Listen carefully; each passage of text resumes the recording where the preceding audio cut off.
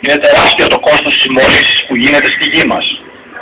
Η ατμόσφαιρα μολύνεται από τα εργοστάσια, τα αυτοκίνητα, τα αεροπλάνα και άλλους παράγοντες με τη δημιουργία του νέφους. Το νερό μολύνεται από τα σκουπίδια, τα απόβλητα, τα απορρυπαντικά, τα λιπάσματα, τα φυτοφάρμακα, τα εντομοκτώνα και λοιπά πολλά. Το έδαφος μολύνεται από τους ρήπους της ατμόσφαιρας και την όξινη βροχή.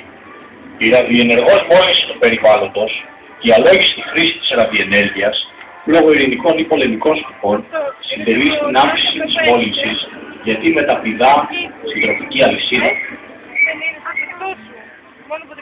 Το λιώσιμο των πάγων.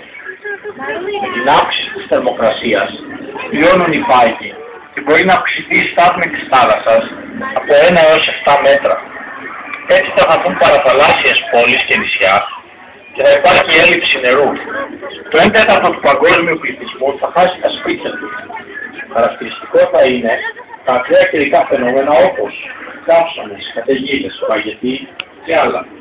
Με την αλλαγή του κλίματος θα χαθούν πολλά είδη φυτών και ζώων, όπως πολικές ανθόδες. Δεν βγαίνουν αγαπούλα μου αυτά, είναι ψεύτικα. Κοίτα ο τυραννόσαυρος. Οι επιδημίες και οι μολύνσεις. Παραδείγματα κακής συμπεριφοράς στο περιβάλλον.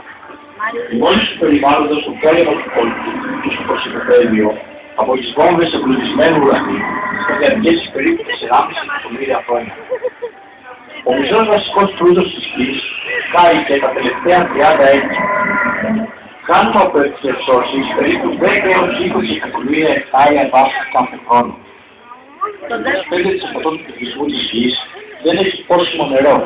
Και τέλος, καθημερινά χάνονται δυστυχώς περίπου 100 είδη ζώων, πτηνών, ψαριών και φυτών. Τέλος, θα θέλαμε να αναφέρουμε ότι το 1/3 της μόλυνσης της γης οφείλεται στις Ηνωμένες Πολιτείες Αμερικής. Τρόποι βοήθειας του περιβάλλοντος. Ακόμα και τώρα όμως δεν είναι αργά αν συμβάλλουμε όλοι μας, έστω και λίγο, να βοηθήσουμε στην εκπαίδευση των πηγών της γης μας. Όπως συμβαίνει μόνο στο δυνατόν το τεχνητό χώρο. Χρησιμοποιούμε λαμπτήρες χαμηλής ενέργειας. Αξιοποιούμε το φως της ημέρας. Κλείνουμε τις συσκευές από τη θέση αναμονής.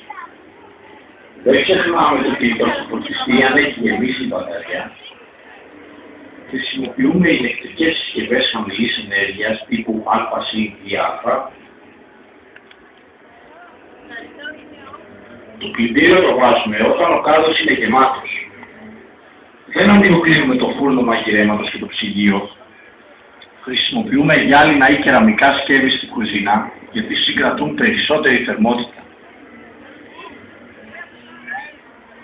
Ανάλογα με την εποχή, ρυθμίζουμε τη θερμοκρασία του ψυγείου. Κάνουμε απόψυξη σε τακτά χρονικά διαστήματα. Δεν υπερθερμαίνουμε ποτέ το σπίτι μας. Το κλιματιστικό το χρησιμοποιούμε μόνο σε περίπτωση ανάγκης. Προσπαθούμε να μονώσουμε το περισσότερο δυνατόν το σπίτι μας.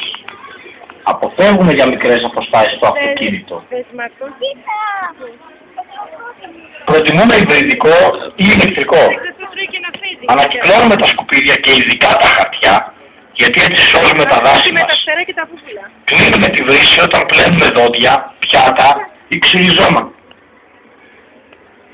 Στη τουαλέτα στο καζανάκι βάζουμε ένα τούβλο για να παίρνει όσο το δυνατόν λιγότερο νερό. Ο κήπος ποτίζεται ή νωρίς το πρωί ή αργά το βράδυ για να αποφεύγεται έτσι η εξάτμιση. Διορθώνουμε τη βλάβη στο σύστημα ίδρυυσης. Αποφεύγουμε να πετάμε σκουπίδια στην παραλία. Δημιουργούμε κήπους με φυτά και δέντρα που βοηθάνε την ατμόσφαιρα. Κλείνοντας, θα θέλαμε να σας πούμε ότι όλα τα παραπάνω αποτελούν γενικές οδηγίες. Ο καθένας από εμάς οφείλει να σκεφτεί με ποιους άλλους τρόπους μπορεί να συμβάλλει στη διάσωση του περιβάλλοντος. Και τέλος, ένα ρητό των Ινδιάνων λέει ότι η γη μας φιλοξενεί. Άρα ως φιλοξενούμενοι πρέπει να τη σεβόμαστε και να την εκτιμούμε ώστε και τα παιδιά των παιδιών μας